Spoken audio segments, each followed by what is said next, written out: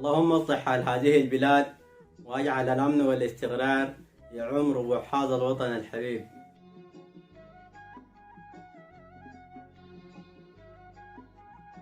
رجعنا لكم بعد غياب، رجعنا لكن لقينا القناة نايمة نوم شديد، الإحصائيات نوم شديد والمشتركين أيضا، لكن إن شاء الله من هنا ولقدام لازم القناة تصحى إن شاء الله والمشاهدات ترجع زي ما كانت وأحسن بإذن الله. معاكم عباس ولد علي.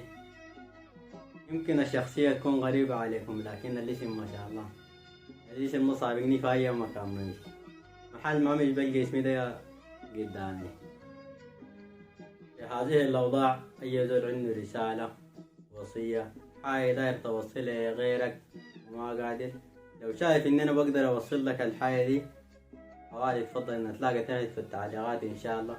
أي حاجة لو شايفني إن أنا بقدر أوصلها لك ولا بقدر أساعدك ما تبخل خش علينا تحت في التعليقات وإن شاء الله ما نخيب ظنكم.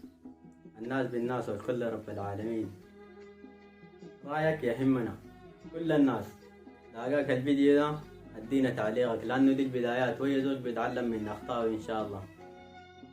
أي تعليق حاجة شفتها حاجة لاحظتها علق لنا بيها عشان نقدر نستفيد من أخطائنا وإن شاء الله القادم أجمل.